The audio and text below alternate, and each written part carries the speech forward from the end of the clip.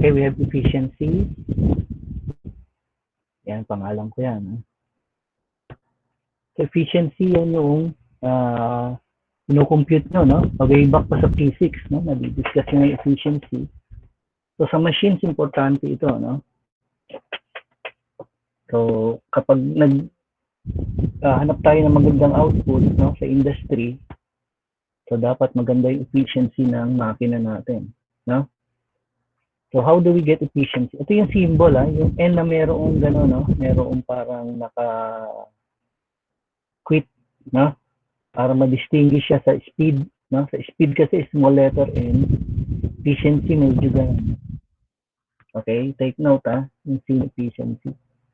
Efficiency pares din sa physics, no? Power output over power input expressed in percent, no? Ang power input is also power output plus losses, no? Ito yung tinatanong last kahapon, no? So mamaya di-discuss natin itong mga losses, no? So mayroon tayong tinatawag na electrical tsaka mechanical loss, no? Okay? Power input is also power generated plus SPL, no? Take note, SPL. Stray power. Mamaya di-discuss to, no? And SPL. Mamaya meron pa SLL, no? Mga loss yun, no? Okay, so efficiency is power output over power output plus SPL, or power output plus PG plus SPL, no? Power output plus EGIA plus SPL, no?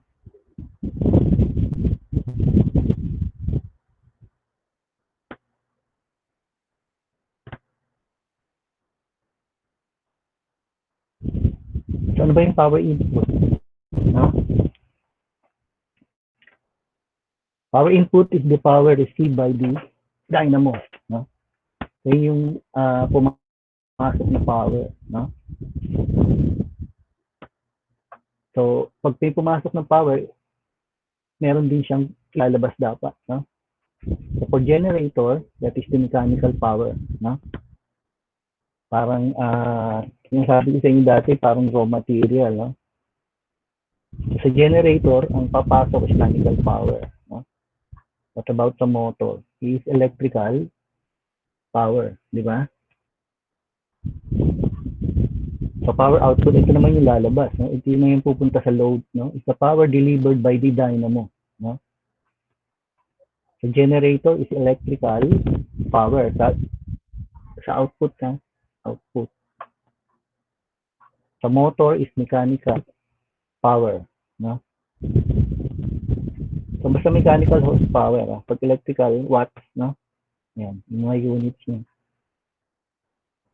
Power input is a dynamo is always more than its power output, no? So why? Laging malaki yung input sa output, no? Halimbawa, pumasok is 1 kilowatt, no? I-output ng makina is no longer 1 kilowatt, no?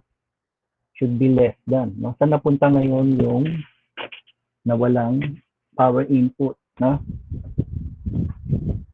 So because a dynamo or motor can convert, no, all power it received into useful power, no? So why again, no? May tanong na naman, no? So the answer is ito, no, yung binanggit natin kanina, losses, no? Diba sabi ko sa inyo sa PEC, no, sa 100% ng performance ng makina, no, approved sa PEC ang 80%, no? So yung 20% binibigay na yun sa losses, no? Nasa losses na yun, no? So, ang gagawin na lang natin doon sa 20% is to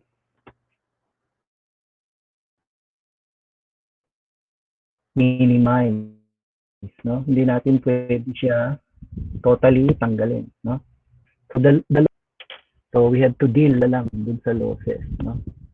So example, yung friction loss, no?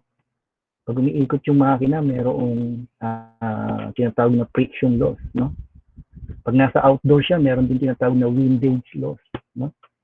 Pag umiikot yung makina, tapos outdoor, malakas yung hangin, no? So tendency magkaroon ng confrontation, no? Sa direction ng hangin, tsaka doon sa rotation ng makina nyo. So it constitutes another loss, no? Mechanical yan in nature, no? meron pa rin electrical loss, no? So, ang gagawin lang natin doon is to control or minimize, no? Sa mechanical, madali lang, no? Sa friction loss, no? Proper maintenance and lubrication, no? Pwede nyo na siyang mabawasan, no? Okay? Actually, yung power loss, difference lang yun ng power input tsaka sa power output. Pag sinubtract nyo, that is the power loss, no? So, hindi lahat ng input, no, lalabas as output, no? Parang sa tao din, no? Hindi natin kinain natin, hindi mo ma-convert sa energy, no? Di ba? So, iba mapupunta as cholesterol, as fat, no? So, loss sa atin sa katawan. Okay, let's move on. Power loss, no, is always produces heating, no? So, ibig sabihin, pag malaki yung power loss sa makina, no, mailang makina nyo, no? May lagnat siya, ibig sabihin, malaki yung loss niya, no? So, naapektuhan ang efficiency niya. So, the greater the power loss, the hotter the machine tends to become, no? Sabi ko nga sa inyo, mga technician, no? Pag wala silang equipment, no, to test the machine, no, hinahawakan na lang muna nila, no? Pag naramdaman nilang sobra init, yun, sarado yun, turn off kaagad, no? Pag medyo, ano lang, medyo mainit pa siya, no? Pero hindi siya ganun kainit, no? So, i-report na yun as maintenance, no? Or maintenance na siya. So, heat talaga kalaban ng makina, no? Yan. Ano yan, kadikit siya ng power loss. Okay, so ayaw natin ng power loss, no? May 20 net na nga tayong binigay, no? So, wag na natin dagdagan yun, no? Classification of losses. Yan tayo na rotational loss. Ito yung SPL kanina, no? Stray power loss na sinasabi ko, no? The stray power loss is also the rotational losses, no? So, malaki ang contribution sa losses ng rotational, no? Kasi rotating part tayo, no? Rotating machine ang generator natin, no? Hindi man natin siya pwede hindi i-rotate, no? Hindi makakat yung flux. So, wala yung mag-generate na voltage, no? So, pag ikot ng armature natin, nagkakaroon siya ng tinatawag na stray power loss, no? So, ano ba yung mga rotational losses, no? So, define muna natin, losses caused by rotation of the armature, okay? Since armature is the rotating part, no? So, caused by rotation. So, letter A is the mechanical loss. Ayan, no? Under rotational loss yan, no? SPL. So, mechanical losses. Lahat nung parte, no? Ng makina natin, pag umikot siya, no? Brass friction loss, no? Ayan, yung carbon brass, pag dikit sa commutator, no? May loss pa rin siya, no? Okay. Bearing friction loss, no? So, yung bearing natin, no? Kasi bushing, no? Bearing and bushing friction loss, the same, no? Depende kung anong ginagamit. Basta nag-contact yung shafting at saka yung bearing, no? Hindi naman pwedeng hindi, ano yun, no? Hindi kakaroon ng friction, no? So, bearing friction. Mga mechanical yan, ha? Okay, so then, wind friction loss, no? Windage loss, no? Lalo pag outdoor, no? These losses are about 10 to 20% of full load losses. The full load losses, no, 10 to 20 daw siya, no? 10 to 20% ang no-contribute nito sa losses, no? Again, pwede natin i-control, no? But not totally eliminate, no? Control lang, no? So, marami tayong pwedeng gawin dyan, no? Sabi nga, lubrication is one, no? Sa windage, pwede siya lagyan ng parang, windbreaker, no? Parang medyo ililihis niyo yung makina natin, no? Imagine mo ako, bibili pa ako kasi yung nag-aaway. Okay? So, So letter B naman is core loss. No? Ano nga? Ano? Hello, Lisa. Ano ba? Sa online class pa ako. Lisa.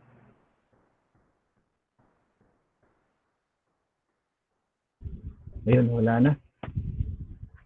Okay. So under rotational loss pa rin, no? Is okay. Under rotational loss pa rin, meron tayo tinatawag na core loss and iron loss, no? Ang symbol niyan is PH plus E, no? Core loss, iron loss. Ano ba ito, class, no?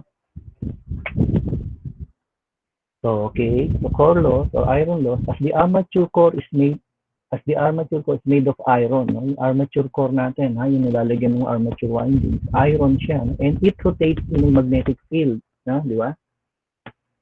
Kasi kinakat niya yung flux, no? Small current gets induced in the core itself, no?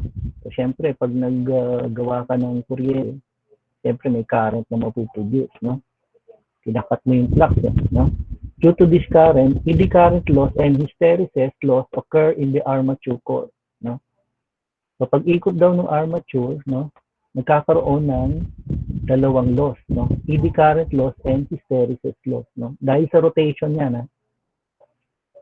So pag ikot, no, pagkat ng flux, no, dahil made of iron, no, sa magnetic field, nagkakaroon ng dalawang pagkakaiba ng dalawa, no? O magnetic loss, no? Unahin natin hysteresis, no? Hysteresis, magnetic in nature ito, no? So, ang sa magnetic field, no, ito na ano niya, no? Baga na nasisira niya, no? Okay? Itong eddy current naman, yung kuryente na dapat pupunta sa load, no? Hindi nangyayari, no? ED means circulating, no? ED is circulating, no? Okay? So yung current na to, imbis na pumunta sa load, may iwan sa loob ng armature, no? Nagsisirculate siya sa loob ng armature, no? So pag maraming current sa loob ng armature na hindi pumunta sa load, no, hindi lumabas sa load, hindi dumaan sa commutator, hindi dumaan sa carbon brass, no? So nagiging loss siya, no? So wala siyang gamit din sa loob, eh, no? Nagko-contribute lang siya sa armature reaction, no? Okay? So yung hysteresis, ito ang titignan natin, no? Okay? It's the continuous change in position of iron particles caused by magnetic particles to do friction and produce heat, no? So yung rotation, binabanggit dito, no? Pag rotate daw, naapektuhan yung position ng iron particles, no? Causes the magnetic particles to friction and produce heat, no? Pag ikot, kasi rotational loss ito, no? Under rotational loss, no? So yung magnetic particles daw, pag umiikot, no, causes the magnetic particles to friction and produce heat, no? Kita nila yun, ano? Okay. So tingnan muna natin yung hysteresis. So intindihan nyo na yung ano, yung pag-ikot, no? Sa pag-ikot ng armature, nagko-constitute siya ng core loss o iron loss, no? Kaya dahil yung nagkakaroon ng small current, no? Core mismo, no? Na dapat pumunta sa load, hindi nagpunta, no? Tapos naapektuhan naman yung magnetic particles, no? Dahil sa ikot yan, class rotation, no? Kung di ikot, walang current, saka walang hysteresis loss, ha? So, hindi gagalaw yung magnetic particles, so hindi siya magkukos ng friction and heat, ha? So, tingnan natin yung hysteresis loss. Sabi ko magnetic in nature yan. Okay, so pag ikot, hysteresis loss, ito, no, takes place, no, in revolving armature core because the magnetic polarity, no, in the iron changes in step, no, okay, with the changing positions of magnetic materials and various poles, no. Di ba yung poles natin, may polarity, no? Di ba, class? Eh, since yung core nyo na din ay electromagnet, no? So, di ba dapat mayroong opposing polarity, no? May tawag dito, yung like and unlike poles, no? So dapat pumasok dun sa ano, no, yung position ng poles nyo tsaka yung iron, no, yung armature. Dapat makuha niyo yung magnetic flux, no. So sa tamang polarity, no. Kaso umiikot siya, no. So nag-iiba-iba yung polarity niya, no. So hindi rin pala maganda 'yun, no. So pag nagkaganong class, no. Yan. So umahabol, no? Ayan, the iron changes in step, no? With the change of position of magnetic under various poles, no? Kakahabol niya, no? Nahihilo siya siguro. So it causes, no, what we call the hysteresis law, no? Magnetic in nature, no? Naintindihan niyo? Takes place in the revolving. So hindi mangyayari yan kapag hindi umiikot, no? So pag ikot, no, ng armature core mo, magnetic polarity in the iron, no, sa core pa rin, iron changes in step with the change positions of the magnetic materials under various poles. Okay? So, nahihirapan yung magnetic flux. No? Kasi umiikot. No? May malaman saan siya papasok. Dahil yung polarity nag-iiba-iba. No? Okay? That is hysteresis law. Magnetic in nature. Okay, so sa isang libro, it's due to the reversal magnetization of the armature core. When the core passes under one pair of undergoes one complete cycle of magnetic result. No? Ayan, nagkakaiba-iba kasi yung position. No? Okay. Galing, ano? Galing ng mga engineers natin. No? Nakita nila yan. No? Okay. So, isa yan sa quest, no? So we call that hysteresis, magnetic in nature. So naapektuhan yung polarity, no? Eddy current loss, PE, no? Kanina PH, no? Eddy current loss. Again, it is a rotational loss. As the armature core revolves, no? The voltage are generated in the exactly as in the copper wire. The current flows in the iron core alone, no? So ano nangyayari, class, no? Sabi ko sa inyo, nagsisirculate lang yung current, no? Hindi lahat ng current napupunta sa load, no? Hindi pupunta sa load lahat. So meron naiiwan dun sa armature, no? Ang tawag dun now is the eddy current, no? Eddy current. Since hindi siya nakakatulong, it becomes an eddy current loss, no? Okay? Dapat pag nag-produce ka ng kuryente, no, dahil generator ka, dapat pumunta ka sa load, no, supplyan mo yung load, no, yun ang trabaho mo, no, kasi hindi nagpupunta lahat, no. So meron naiiwan sa core, doon lang siya, no, current flows in the iron core alone, no, andun lang siya, no. So yung naiiwan na yon is what we call the eddy current, no, and then eventually it becomes the eddy current loss. Pag pinagsama mo yung dalawa, since nasa core siya, no, nangyayari yung dalawang losses na yan, hysteresis and eddy current sa core, no, or the iron, no, iron core natin, it becomes now PH plus E. Na? Tawag na ngayon doon, it's the core loss. Okay, naiintindihan? Kung medyo magulo, basa kayo, ha? Sa libro, no? Hysteresis and eddy current loss. Though this induced EMF is small, it causes a large current to flow in the body due to the low resistance of the core. O yan nga, no? Kasi talaga yung kuryente niya maghahanap ng ano yun, ng pupuntahan, no? Since maliit ang resistance dun sa core, no? In the flow in the body due to the low resistance of the core, no? So syempre dun siya pupunta, no? So wala siyang kalaban dun, no? Okay? Kaya lang nangyayari, no? Nagiging loss siya, no? Lumaki siya masyado,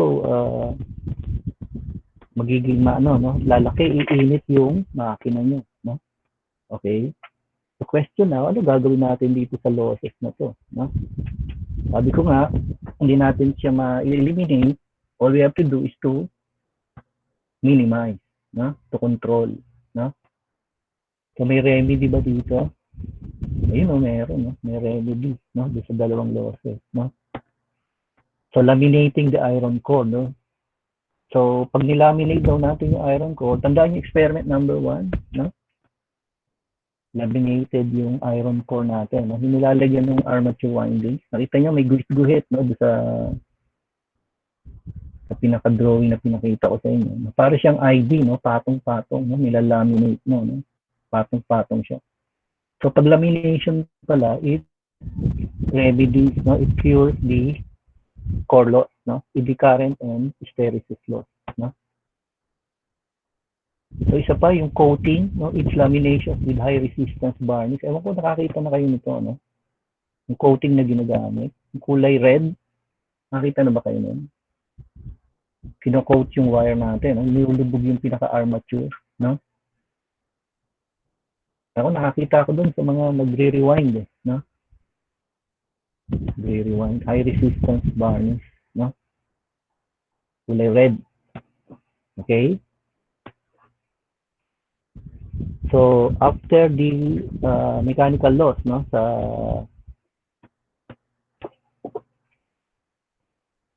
due to rotation, no? So, meron naman tayong electrical losses, no? So, ano naman yung electrical losses? Hindi na naubos ang losses natin, no?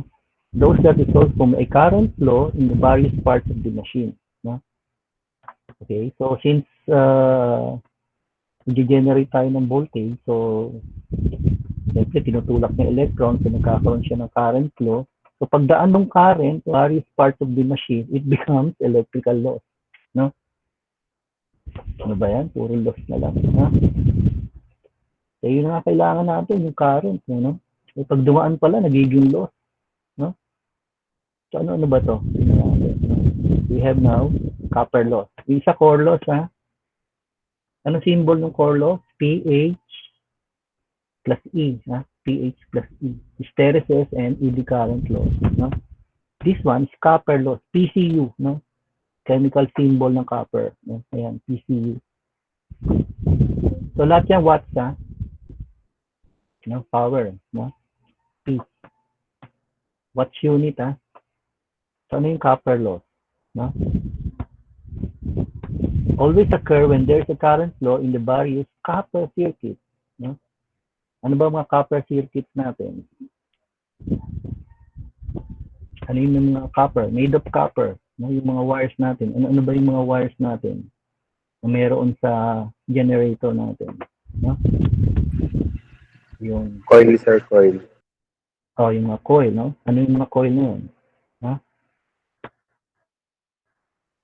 Tingnan natin, no? Yung mga naka-drawing, no? Parang coil, yung RF, no? Diba? That is coil ng wire, no? Nakaikot sa poles, no? Made up of copper, no? Pag dinaanan ng kuryente, pag dinaanan ng IF yun, no? Magiging power loss siya, no? Okay. Commutator, sir, commutator. Oh, commutator, that is made up of copper, no? Pag dinaanan siya ng kuryente, no? Okay? Ito siya, isa-isa, no? Shunt field copper loss, no? Yung RF, no? Power equation, no? I square R, okay?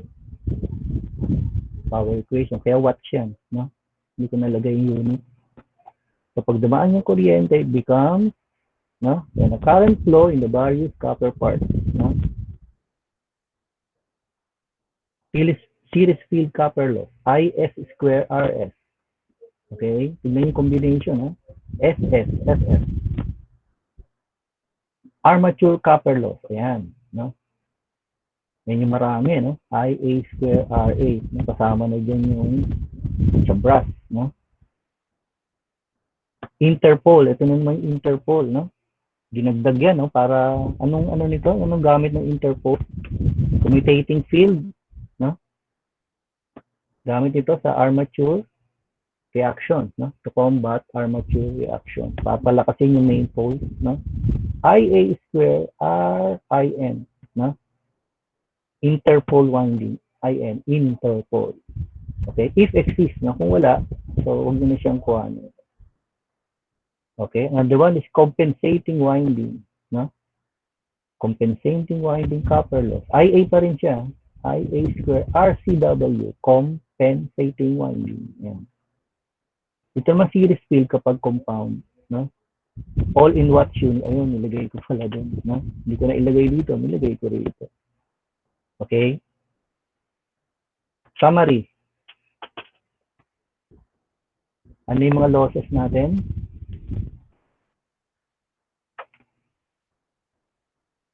Paano ba ibalik to?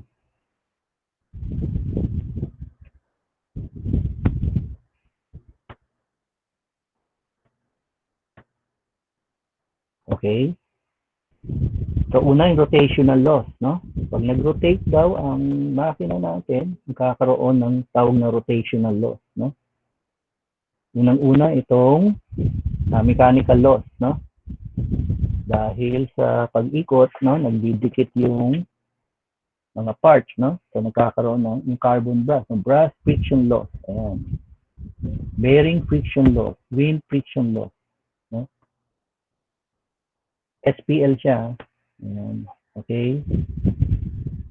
So, under rotational loss din, meron tayong tinatawag na core loss, no? So, mechanical loss at saka core loss, no? Or iron loss. Kasi yung core natin is made of iron, no? So, PH plus E. Okay?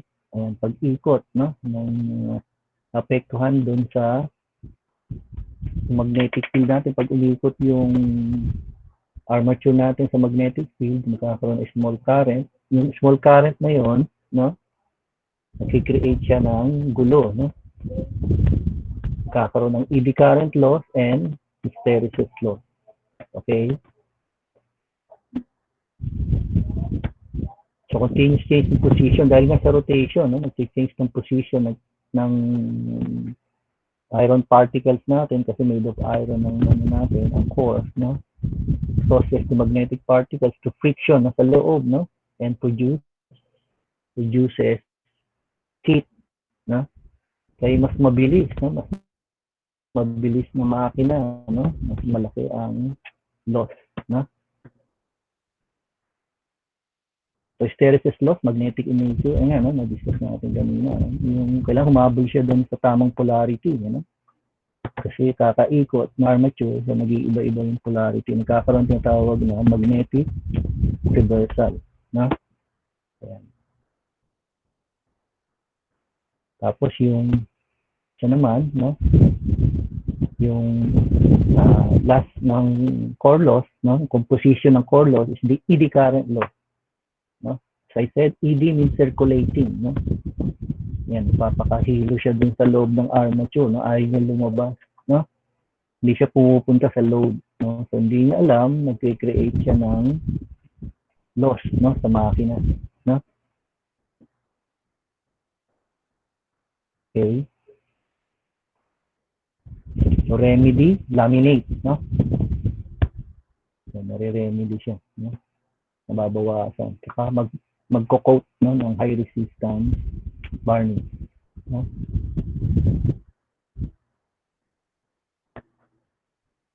So electrical loss, no? So si shows in a current flow, so ito siya, no? ECU, ang kasama sa copper sa electrical losses natin. Yan, shunt field copper loss.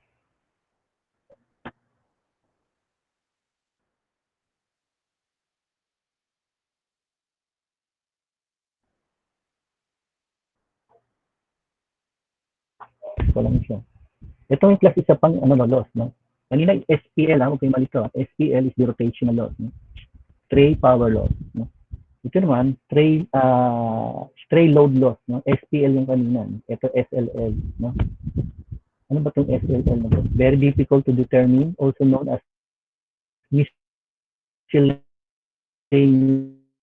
loss, no? Parang sa eskwela pala ito, no? Meron din miscellaneous, no? Miscellaneous loss, no? So, yun ang other name niya, no? So, very difficult to determine. It results from such factors, distortion of flux due to armature reaction. So, alam na natin yun, no? Loss siya, no? Lack of uniform division of current in the armature to wind to various parts, no? So, hindi equally distributed, no?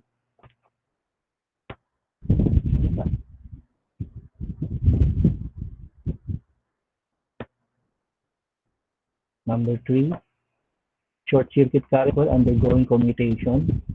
So, sa commutation talaga maraming nangyayari dito kasi mahirap na proseso kasi ito, no? Ano ba yung commutation?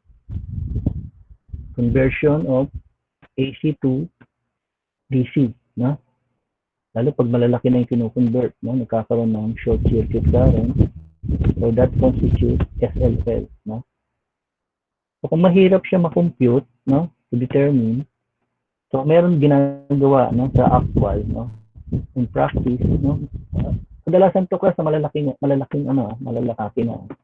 So in practice, SSL is 1% of the kilowatt output, no? Malalaki, usually kinukuha ito kapag ang generator mo is 150 kilowatts above, no? Yan, tsaka lang siya kino-consider, no, yung SLL. No? Kapag mababa, hindi mo siya consider, no? For motor, 200 horsepower and above, no? 200 horsepower. So 1% of the kilowatt output, no? Pag nasa field kayo, no?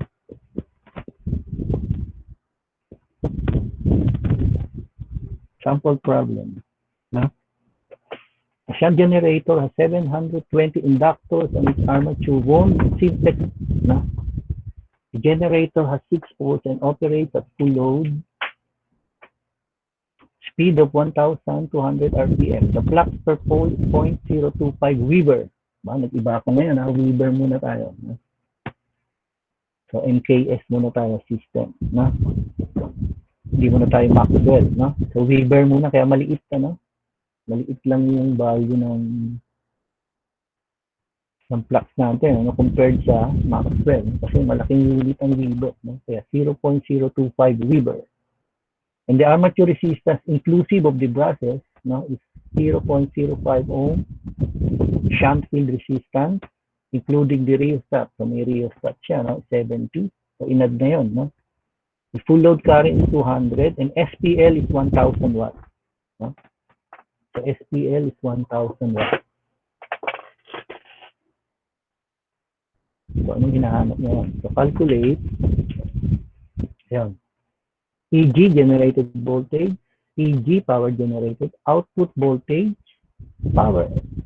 Ano yan? Power output, no? Nasa mid, no? Power output. Assuming shunt field current, find the voltage regulation or percent VR, power input and efficiency, no? Okay. So given muna tayo, no? So meron tayong inductor, simplex clock. So kunin natin yung EG, no?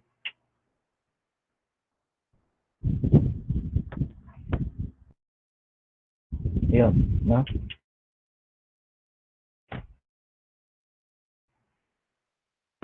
So shunt generator series, self, no? So automatic, that is self-excited, no? Okay, ito yung armature, EG, IA, IL, IF. Ito yung RF tsaka yung rheostat, no? Ayan, kasi meron sa given natin, no? Tapos ito yung load, tapos ito yung terminal voltage, no? So based on the problem, meron tayong resistance ng field at saka rheostat 70 ohm, armature tsaka yung brass contact resistance 0.05, okay, IL na 200 ampere, no? Flux per pole 0.025 Weber, SP 1,000 watts. So winding is simplex lock.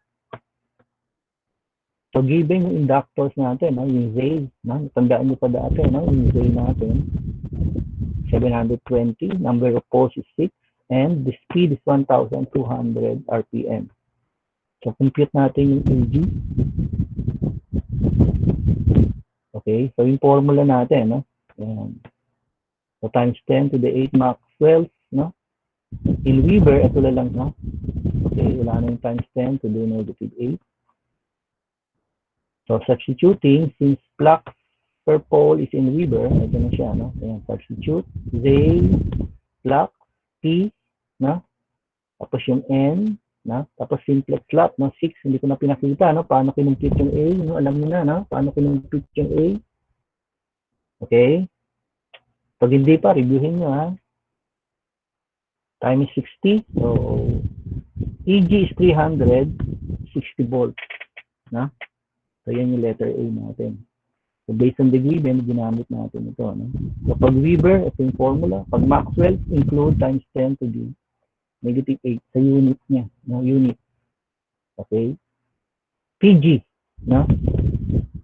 Power generated. No? Sa armature ito, no? Yung PG natin. Kaya, voltage times current mo is EG times IA. No? 360 times 200, 72 kilowatts. Or 72 watts. 72,000 watts. Okay? Output voltage or tinatawag natin na terminal voltage, no? Iba-iba lang ang ano, no, sa problem, no? Iba-iba lang yung ginagawa ng terminology, no? Pwedeng load voltage, no? Terminal voltage. Okay, so equation natin sa generator EG minus IARA minus IARBC, no? Meron tayo kasi kasamang brush contact drop, you know, resistance pala, no? Iba voltage na to, no? Kaya hindi nasasama yung IA, voltage na siya, no? Kaya kung voltage siya, diretso nyo na din, no?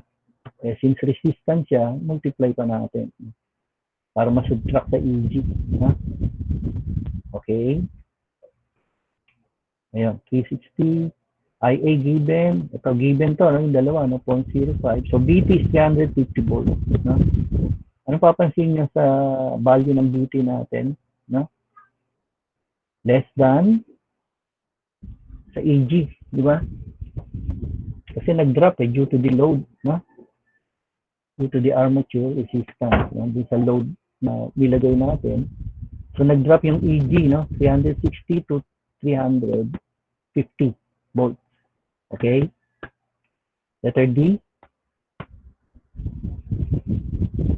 Power output, no? Power output is BTIL, no? So terminal voltage times the load current, no? Since ano siya, self-excited, so IA, ito yung pinatatandaan ko sa inyo, no? Yung mga correlation ng current, no? Sa bawat type, no? So self-excited IA is equal to IL plus IF, no? Okay? So alam na natin yung IL, no? So hindi natin alam yung IA, alam natin, no? Given siya, no? So IL, kukumpitin natin, but we need to get first IF, no? So IF, BF over IF. So BF is equal to BT, parallel, no? Equal ang voltage. So 350 over 70 is 5 ampere. Yan yung field current o yung excitation current, no? So para makuha yung IL, so lipat, no? Yan, lipat. So IA minus IF.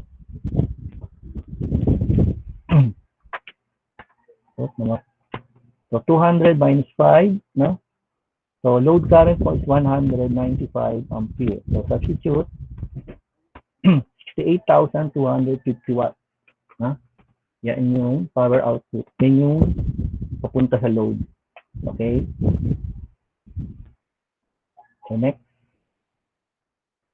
For constant IF, no, at no load, IL is 0. No? Okay? So kapag 0 ang IL, no, sa no load, no, kasi 0, no, baga open yung switch. So IA now is equal simply to IF, no? So hindi na siya 200, no? So IA mo at no load will be equal to 5 ampere, no? Okay, so substitute natin. BT minus I equals to EG minus IARA. Okay, ito yung kanina, no? Meron pang RBC. No? BT 360 minus, kaya papalitan ngayon natin to ng 0.5, no? At no load, no? Equals to 0.05, no? So, mangyayari sa BT now, no? So, BT will be equal to 359.75 or approximately equal sa 360 volts, no? So, anong kaparehas nito class? 360 volts. Ano ito class? No? Hindi ko maibabalik eh. 360 volts is what? Yung letter A na hinahanap yung kanina. Generated voltage, no? Okay? Di ba sabi ko at no load, no? So BT mo, no, is also your EG, no? Is also your B no load, no? Doon sa external characteristic curve, doon sa pinakamataas, no? Doon sa curve. Okay? Actually, pinakita ko lang dito, no, na yung EG talaga equal sa VT at no load. Ha? Pinakita ko lang. Pero pwedeng hindi na compute ito, class. No? Pagkuha ng voltage regulation. No? Di no load, automatic kunin mo yung EG. No? Naintindihan? Di no load. Nakita sa letter A, lagay mo agad. No? Pinakita ko lang, no, na that EG is equal to VT at no load. No? Naintindihan? Sa no load. Equal siya. No? Hindi pa siya bumababa eh. No? Wala pa siyang load. Pag bumaba na siya, magiging 20 na siya. No? Yung kanina, yung 300 something, no? Mas less sa 360. Okay? Ito, 350, no? So, be full load. Katino. Okay, compute natin yung percent VR or voltage regulation. So, be no load minus full load divided by full load. So, ito yung generated voltage natin, which is our no load voltage. Ito yung BT, na? BT, na? B full load divide. So, 2.86. So, maganda to, class, no? Closer to 0, no? Okay? Sabi sa actual, no? Maglumagpas daw ng 7 or 8%, no? So, time to check, no? Yung makina mo, no? Yung double digit na voltage regulation, no? I-check, no? Meron, kumbaga sa tao, meron na siyang dapat i-consulta. No? Okay? But no load, BT is equal to B no load. No? Yung B full load naman, that is your BT, no? Terminal voltage. Okay? Power input, no? Di ba? Yung kanina, yung una-una, no? Power input is PG plus SPL, no? 72,000 na compute na natin. SPL given, no? So power input is 73,000 watts, no? Yan ang power input natin, no? O kaya naman sabi rin natin, power input is power output plus losses, no? Sa formula doon sa unang-una, no? Efficiency. Okay? So meron tayong output. Kunin natin yung losses, no? Ito yung dalawang losses, no? Ito yung electrical, ito yung sa mechanical, no? Sa rotational loss, no? Ito na yung SPL, naka-total na siya, no? So, ano yung mga dinaanan natin, no? Na merong copper windings natin, no? RA and RF, no? Ayan, RA and RF. Actually, kasama na rito yung rheostat, eh, no? Dito, no? Yung 0.05, inclusive na ito, no? So, IA square RA is 200 square times 0.05 is, ayan, 2,000, no? IF square, no? Na-compute din natin kanina, 5 times 70, which is RF, no? Inclusive na yung rheostat, no? Diba? Dito, no? Rheostat. Dito, ano ba yung inclusive dito? May nakaano rin dito. So, RF, 70, no?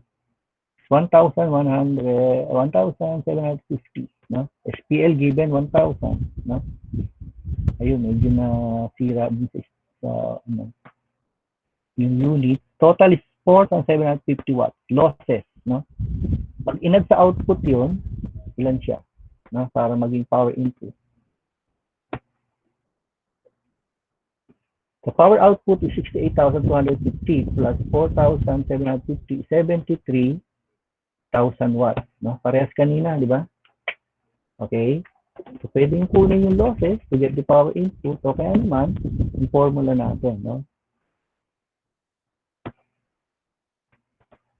Ito, no? PG plus SPL, no?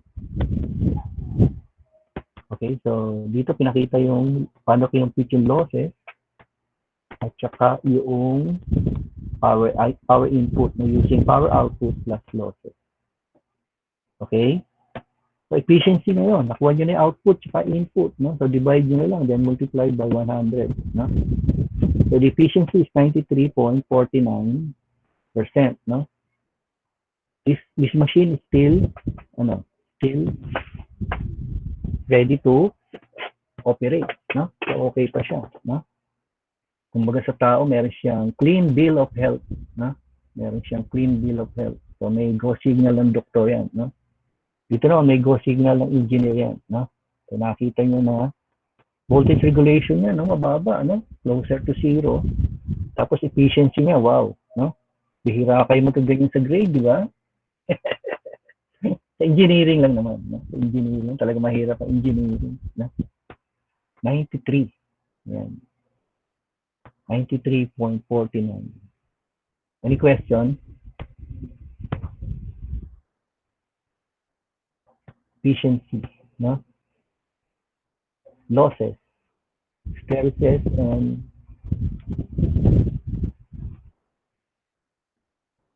practice exercise, no? Kaya nyo pa isolve to?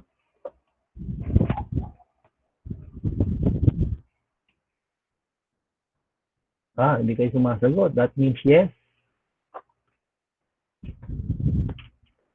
Susolve nyo pa to? Nakaon ba ako? Assignment na nga, sir. Galing talaga ni George. Mayor niya talaga si George. Pasimuno, sir. Ha?